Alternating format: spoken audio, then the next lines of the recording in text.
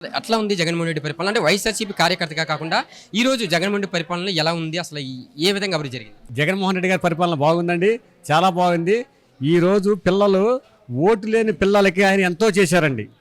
ఏది అమ్మఒడి కానీ పిల్లలకి స్కూల్లో మధ్యాహ్నం భోజనం విషయంలో తల్లిదండ్రులు పెట్టినటువంటిది కూడా ఆయన పెట్టాడు. కాబట్టి ఆయన ఓటు లేని వ్యక్తులకి అంత చేస్తే రేపు ఈ ఓటేసి జగన్మోహన్ రెడ్డి గారు మళ్ళీ గెలిపిస్తే రాష్ట్రానికి ఎంత చేస్తాడని ఆలోచనలో జనం ఉన్నారండి. అందువల్ల సన్నల తిరుపతిరావు గారికి ఎమ్మెల్యే టికెట్ కేటాయించారు. మైలవరం రాజకీయాలు ఇప్పుడు అందరినీ ఆసక్తిగా ఎదురు చూస్తున్నాయి. ఒక సామాన్యుడికి ఎమ్మెల్యే టికెట్ ఇవ్వడం పట్ల మీరు ఏం చెప్తారు?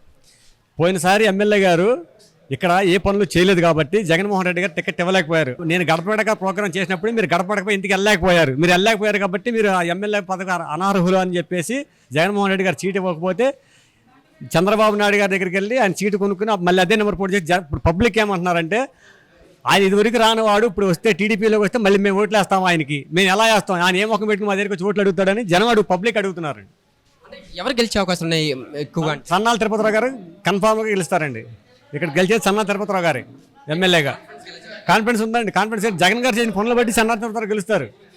జగన్మోహన్ రెడ్డి గారు చేసిన పనులు అట్లా ఉన్నాయి. ఎమ్మెల్యే అయితే మైలవరం ఏమైనా అభివృద్ధి జరిగే అవకాశం కనిపిస్తుంది ఉందండి. ఎందుకంటే ఈయన పేదల నుంచి వచ్చిన మనిషి, ఈయన పేదల నుంచి వచ్చాడు కాబట్టి పేదల కష్టాలు ఏంటి తెలుసు కాబట్టి ఈయన పేదల పైకి తీసుకొచ్చి ఆలోచనతో ఉంటాడు. ఆయన డబ్బు సంపాదించుకోవాలి, మూట్లానికి వేసుకోవాలని ఆలోచనతో సన్నాల తిరుపతిరావు గారు ఉండరండి. ఆయన చేసే ప్రతి పనిలో కూడా పేదలను కలుపుకుని వెళ్ళే మనిషి ఆయన. కూటమి అంటూ అనేక పార్టీలు కలిసి వస్తున్నాయి. టీడీపీ, జనసేన, బీజేపీ, కాంగ్రెస్ అంటే వీళ్ళందరూ కూడా కలిసికట్టుగా జగన్మోహన్ ఓడించాలనే ఉద్దేశంతో వస్తున్నారు. నేను దానికి ఒక క్వశ్చన్ అడుగుతాను సార్ మిమ్మల్ని. కరోనా 2 సంవత్సరాల్లో ఈ కూటమి ఏమైపోయింది?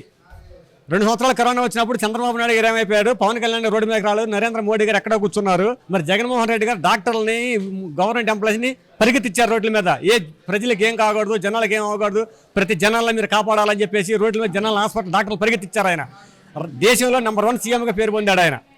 మరి అందరూ ఏమైపోయారండి? కూటమి వాళ్ళంతా ఆ రోజున ఏమైపోయారు? ఆ రోజు బయటికి రావాలి కదా. కరోనా జరిగినప్పుడు ఏమైపోయింది కూటమి? మరి నరేంద్ర మోడీ గారికి ఆలోచన ఉండాలి కదా, పిలుపునిచ్చింది ఆయనే కదా. మరి ఆయనకు కూడా ఇవాళ లేకోకుండా చంద్రబాబు నాయుడు గారు 100 తిట్టారు ఆయన్ని. నల్ల బ్యాడ్జీలు వేసుకుని నరేంద్ర మోడీ గారు ఆంధ్ర రాష్ట్రానికి ఇల్లేదు, బ్యాన్ చేశారు. అయినా సరే నరేంద్ర మోడీ గారు ఇవాళ మళ్ళీ అలాంటి వాళ్ళని కలుపుకుంటే జనం ఎలా నమ్ముతారు? వాళ్ళని జనం వల్ల బీజేపీని కూడా నమ్మే పరిస్థితులు కూడా లేరండి.